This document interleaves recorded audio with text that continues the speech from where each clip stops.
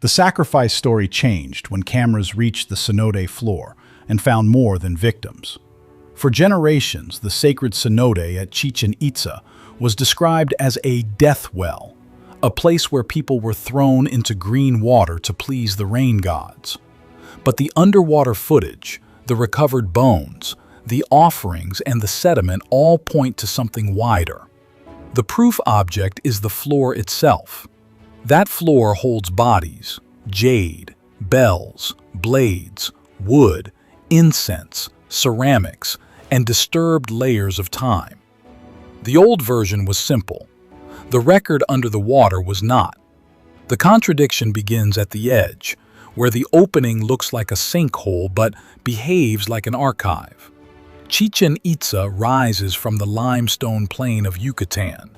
Stone platforms, carved columns, temples, and causeways sit under a hard sun. Beyond the buildings most visitors photograph, a path leads toward a round wound in the earth. That is the sacred cenote. From above, it can look almost still. The water sits below steep limestone walls, green and heavy, with vines and broken rock clinging to the rim. One moment the surface reflects the sky. The next, it swallows light. A visitor sees a dramatic natural pool. A diver sees a problem. The walls are not gentle banks. They drop hard from the edge. Collapsed limestone creates ledges and pockets where objects can catch, slide, or disappear. The water below is not clean glass. It is silt, minerals, leaves, roots, and centuries of human disturbance suspended together. A camera light changes the scene. It cuts through the green and catches only what the water allows. A bone may appear for 1 second, then vanish behind stirred sediment. A piece of carved wood can look like a branch until the lens holds still. A ceramic edge can sit half buried, with the rest still sealed under soft material. Hold that detail. The water is not empty space. It is part of the site. For the ancient Maya, cenotes were not scenic holes in the ground. In northern Yucatan, they were water sources in a landscape with few surface rivers. They were also entrances. Water, caves, rain, and the world below were tied together in ways modern maps can flatten. A cenote could be a reservoir, a boundary, a passage, and a sacred mouth at the same time. The sacred cenote carried that power. It was connected to Chichen Itza by movement, architecture, and memory. People did not reach it by accident. They approached it through a ritual landscape. That changes how the green water should be read. A pit can receive trash. A grave can receive the dead. A shrine can receive gifts. The sacred cenote appears to have received the signs of a shrine, but with human remains among the offerings. That is why the footage matters. Divers could not treat the floor as a simple dump. One careless fin kick could erase the relationship between a bone and a bead, between a vessel and a layer, between an offering and the place where it settled.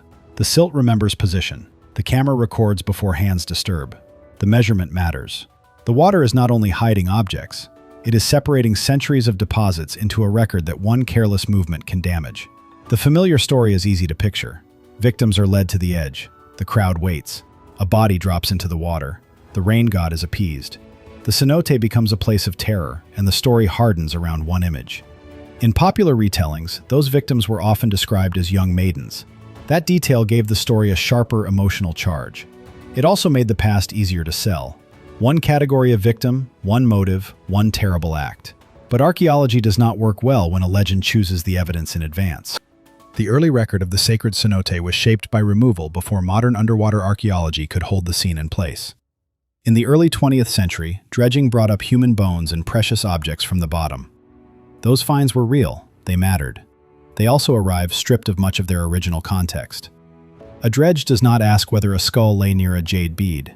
It does not preserve whether a bell rested above a layer of dark sediment or below it. It pulls the floor upward and turns a site into a collection. That collection helped build the sacrifice story. Human bones came out of the water, so did objects of value. Sensational accounts move faster than careful interpretation. Public memory kept the most dramatic version. The cenote became famous as a place where people were thrown in. The problem is that the recovered evidence was never only human bone. It included ornaments, ceramics, carved objects, jade pieces, copper bells, blades, worked wood, and other materials tied to ritual behavior, status display, and offering practice. The human remains themselves did not speak with one voice. Men, women, and children were represented in the broader record. Bodies were incomplete, mixed, disturbed, and changed by water, time, and earlier recovery. That does not make sacrifice vanish. It makes the old image unstable. If the cenote had been only an execution place, the material record should be simpler. The floor should read mainly as a death deposit.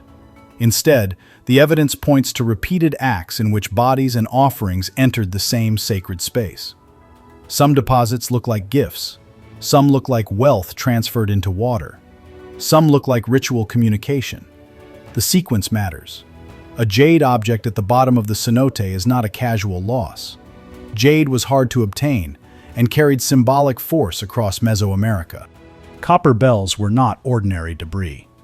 Carved and worked items do not drift into a ceremonial sinkhole by accident from a household floor. They had to be brought, carried, and released. The human remains are the most disturbing part of the record, but they are not the whole record. That distinction changes the case. The accepted explanation came under pressure because it was too narrow. It turned a ritual system into a single scene. It treated the cenote as a stage for one kind of death, while the objects under the water pointed to a broader pattern of offering. The first crack is not that sacrifice did not happen. The first crack is that the evidence refuses to fit only one kind of sacrifice. Underwater archaeology changed the question. The question was no longer whether the stories mentioned victims. The question became what the floor preserves when cameras record it before the water is disturbed. A diver entering the sacred cenote does not enter a clean museum room. He enters a low-visibility archive. The camera beam moves across suspended particles. The floor is uneven, soft in places, broken in others. Heavy objects sink differently from lighter ones. Wood can survive in ways that surprise people, especially when low oxygen, saturation, and burial protect it from rapid decay. Bone can move. Sediment can cover, expose, and cover again. Every object has two stories. One is what it is. The other is where it rests. Old dredging proved that the cenote held human remains and offerings, but it also broke many of the relationships archaeologists need most. A skull without its surrounding layer can still be studied. A jade bead without its location can still be admired. But the relationship between skull, bead, sediment, slope, and nearby objects may be gone forever. Camera-based recording slows the damage. Before recovery, a lens can document position. A grid can be laid out. A diver can mark a cluster. A conservator can prepare for what happens when waterlogged material leaves the environment that preserved it. Wood, textile traces, and fragile organic material can crack, shrink, or collapse if removed carelessly. Metal can change when oxygen reaches it. Even ceramics can carry deposits that matter. The field process is not glamorous. It is slow, wet, and repetitive. A hand signals. A light holds steady. A scale is placed near an object. The camera circles. Sediment is lifted in controlled ways, not blasted aside. A bag receives a small object with its location recorded. A larger item waits until the team knows how it is held in the layer. That is evidence over assumption. The cenote floor does not arrange itself for a story. Bones may lie separated because bodies decomposed in water. They may be scattered by natural movement, by falling rocks, by later disturbance, or by earlier dredging. Heavy offerings may settle in pockets. Lighter objects may travel. Some materials may survive because they were buried quickly. Others may disappear, leaving a gap that looks meaningful until chemistry explains it. The record does not stop at the object. It includes the conditions that change the object. That is why sediment matters. A layer of fine material can mark a period of quiet accumulation. A disturbed patch can reveal previous recovery, collapse, or movement. A concentration of objects can suggest repeated placement, but only if the team can show that the cluster was not created by currents, slope, or dredging. The cenote is not a bathtub. It is a sinkhole with walls, ledges, water movement, organic decay, and a long ritual history. Objects did not fall onto a flat table. They entered a living geological space. This is where the file turns. Once divers and cameras stop treating the sacred cenote as a pit and start treating it as a layered site, the old story becomes harder to defend in its simple form. The floor is not saying only that people died there. It is saying that death, wealth, water, and ceremony were deposited together. Where bones were found matters. What rested near them matters. Whether offerings appear across different parts of the deposit matters. The presence of high-value materials matters because it shows intention. A person does not accidentally throw wealth into a sacred water source for generations. And when the camera light follows those relationships across the floor, one pattern becomes harder to ignore. The uncomfortable pattern is repetition. Human remains were present. That part of the story cannot be erased. But they were not alone. They appeared in a wider field of offerings, ritual objects, and valued materials. The sacred cenote did not preserve one clean episode. It preserved repeated deposits. That changes the meaning of the floor. A single mass death story would leave one kind of expectation. Repeated ritual deposition leaves another. Instead of one moment of panic or punishment, the evidence points towards ceremonies carried out over time, possibly under different conditions, by different groups, and for more than one reason. Children and adults appear in the broader human record. Bones are separated, incomplete, and sometimes difficult to place back into original bodily context because water, decomposition, sediment, and old recovery all change the scene. That is not a small problem. It affects every claim about who entered the water, how they entered, and whether they were alive at the moment. The offerings widen the case. Jade carries status and sacred meaning. Gold and copper objects, where present in the recovered collections, suggest long-distance value and elite participation.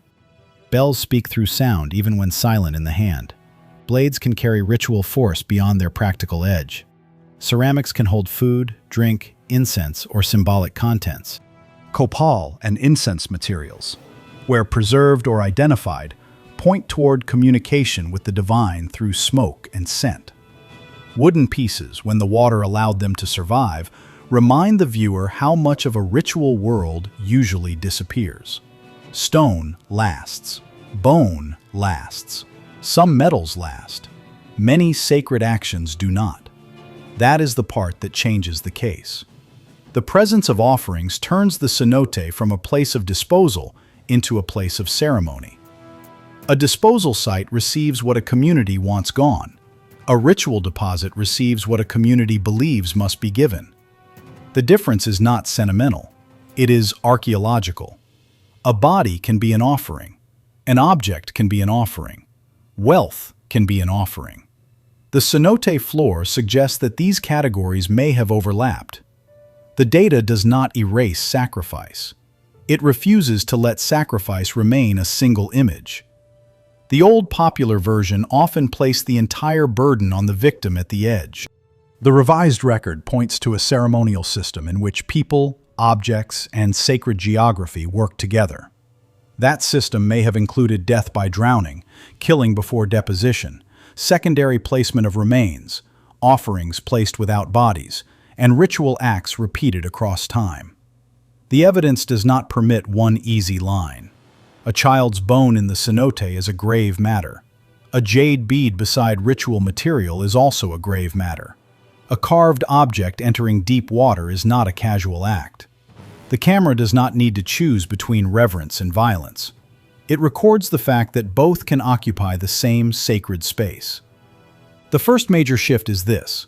The sacred cenote was not only a backdrop for a legend, it was a receiving place. That phrase matters because receiving places have rules. They are approached. They are fed with offerings. They are revisited. They hold memory. The Maya world linked water and the underworld in ways that made such places active, not empty. To outsiders, the most dramatic part became the body falling.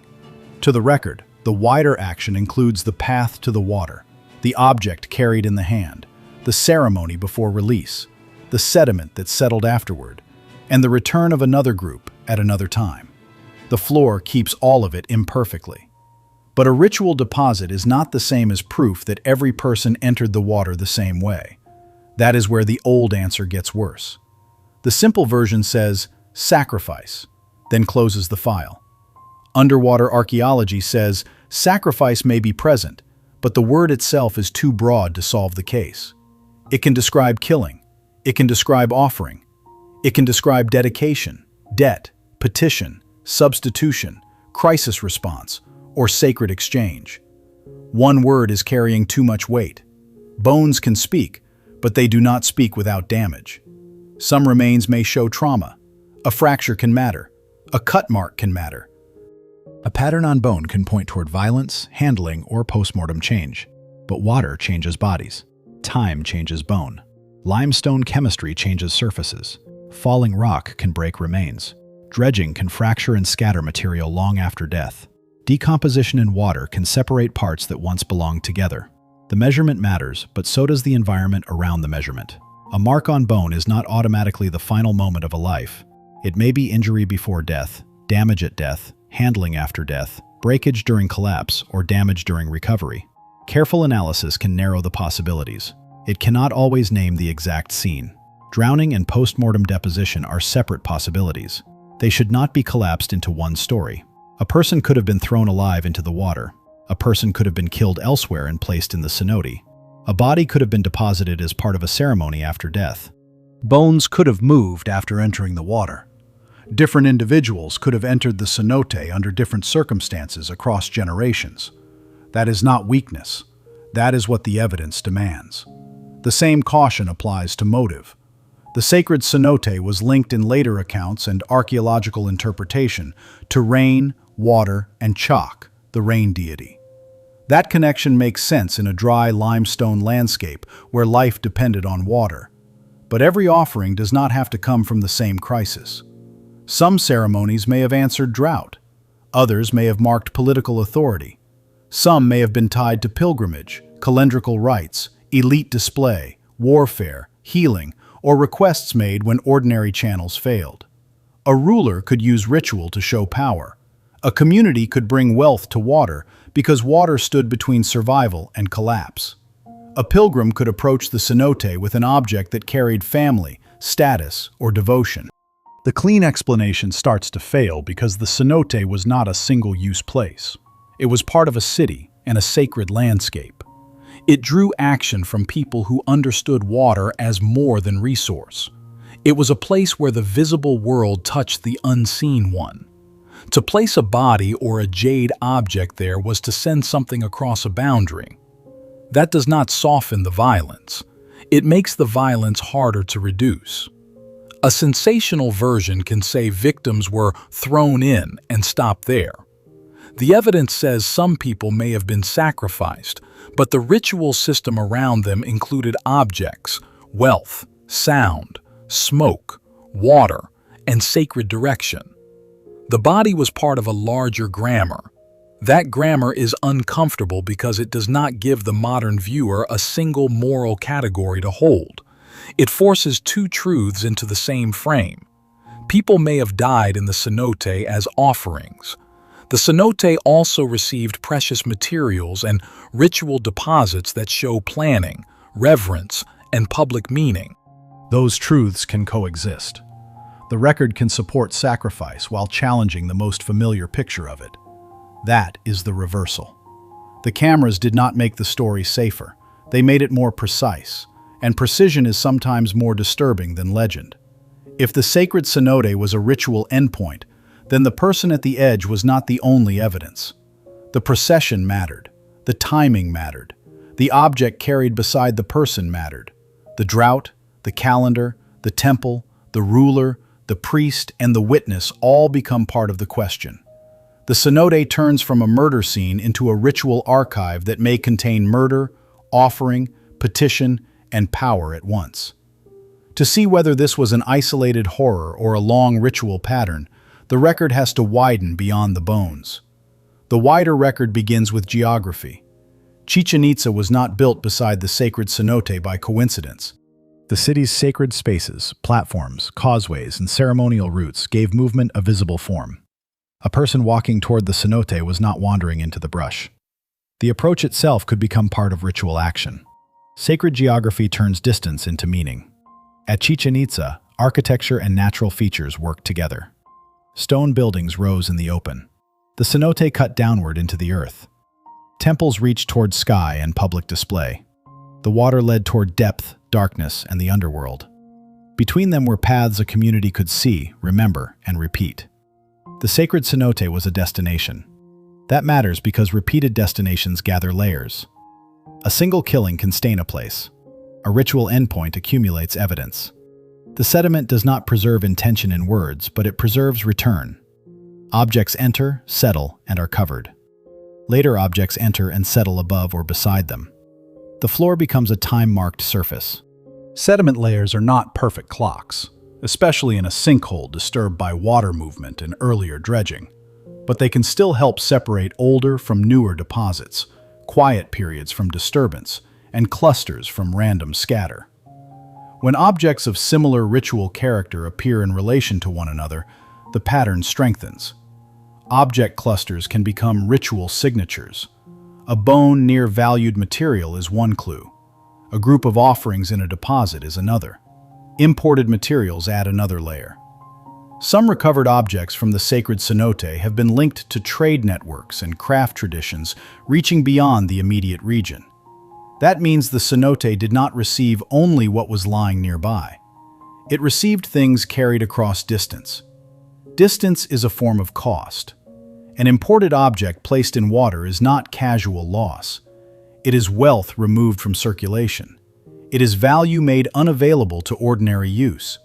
That act speaks to belief, status, and authority. Someone had the power to gather the object, bring it to the cenote, and let it go. The record does not name that person. It narrows the world that person lived in. Water dependence adds pressure. Northern Yucatan's geology made cenotes vital. Rain was not an abstract blessing, it was survival. A community that believed sacred water connected to divine forces would not treat a cenote as a neutral whole. In times of shortage, political stress, or public fear, the meaning of such a place could intensify. That is why chalk matters. The rain deity was not an ornament in the story. Rain governed crops, hunger, power, and fear. Appeals to rain could carry public urgency. A ceremony at the cenote could speak to both heaven and the world below. The next layer makes the old answer harder to defend. If the cenote was tied to pilgrimage, elite offerings, and sacred geography, then the sacrifice story cannot remain only a tale of victims. It becomes a story about a city organizing belief through place. A ruler's authority could be reinforced there. A community's crisis could be staged there. Distant goods could be transformed into sacred messages there. Human lives, where sacrificed, could be placed inside that same system. This does not make the practice less severe. It makes it harder to flatten. The Maya view of caves and cenotes as portals changes the meaning of descent. To modernize, an object drops out of sight. To the ritual imagination, it may be delivered. The water is not an endpoint. It is a threshold. A bell falls silent underwater, but its selection still matters. Jade disappears into darkness, but its color and value still matter. A vessel breaks or settles, but its offering function remains. A human body enters the cenote, and the modern viewer sees death. The ritual system may also have seen transfer, petition, debt, or communication. The data cannot prove every belief behind every deposit. It can prove that the deposits were not random. There is another reason the revised story matters. It gives back complexity without pretending to give back innocence.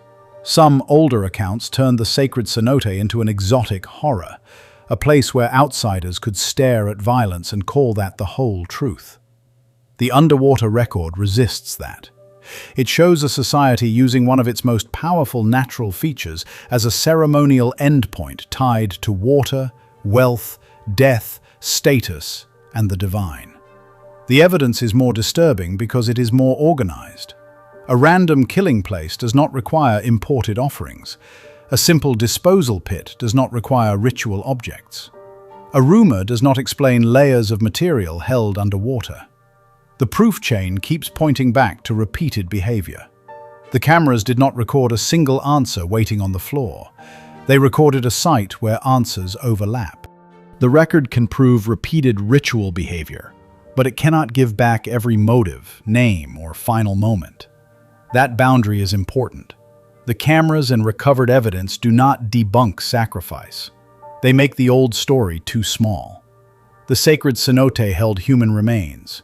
It also held offerings, elite materials, imported objects, ritual debris, and layered deposits that point to repeated ceremonies over time. The famous image of thrown victims survived because it was simple. It could be painted, repeated, and remembered. A person at the edge, a body in the water, a god demanding rain. That image is powerful. It is also incomplete. The real record is harder. It shows water as a sacred boundary. It shows death as one possible offering among other costly gifts. It shows wealth taken from human hands and placed where it could not return. It shows a city using geography to speak to powers it believed controlled rain, survival, and order. That is the forbidden implication. Outsiders may have flattened a ritual archive into one dramatic scene because the scene was easier to understand. The cenote floor does not let the story stay that small. Bones force the sacrifice question to remain open. Offerings force the ritual question to widen. Sediment forces the time question to stretch. Sacred geography forces the motive question to move beyond execution. The scan cannot prove what every participant believed. The recovered objects cannot name every voice at the rim. The bones cannot always tell whether a person died in the water or before reaching it. But together, the record proves that the sacred cenote was not merely a hole where bodies disappeared. It was a place where a society deposited value, fear, devotion, and possibly human life into water that led toward the sacred below. That verdict is heavier than legend. A legend can be dismissed as exaggeration. A layered site cannot be dismissed so easily. It asks the viewer to hold the human remains and the offerings together. It asks whether sacrifice was an isolated act or part of a ritual system that joined water, power, and death. The first camera descent has not changed. Only the story around it has. The lens dropped through green water, expecting to confirm an old tale. The floor answered with bones, yes, but also with jade, bells, ceramics, blades, wood, incense traces, broken context, and layers that refused to become one scene. The cenote did not give one answer. It gave a verdict on the story people kept repeating. So, where do you land? Was the sacred cenote mainly a place of human sacrifice, a sacred offering chamber later simplified by outsiders, or a ritual archive where both are true? The bones cannot be ignored. They keep the human cost at the center of the record. The offerings cannot be ignored either. They show that the water received more than victims. The sediment matters because it preserves sequence and disturbance. The sacred geography matters because Chichen Itza did not treat this opening as ordinary ground. That is why the answer still divides careful viewers. One person sees the remains and says the sacrifice story was right. Another sees the jade, bells, ceramics, and repeated deposits and says the old story was too crude. A third looks at the whole floor and says the most unsettling answer is that both readings are incomplete without each other. Leave your verdict in the comments. Was this a death well, an offering chamber, or a sacred record that later storytellers reduced to the simplest image? And watch the proof objects when you decide. Watch the bones. Watch the gifts. Watch the layers. Watch the path from the city to the water. The official story changes when the floor is allowed to testify. Subscribe to the unsealed record for the next hidden site, the next camera descent, the next buried file, and the next discovery that forces the old explanation to narrow.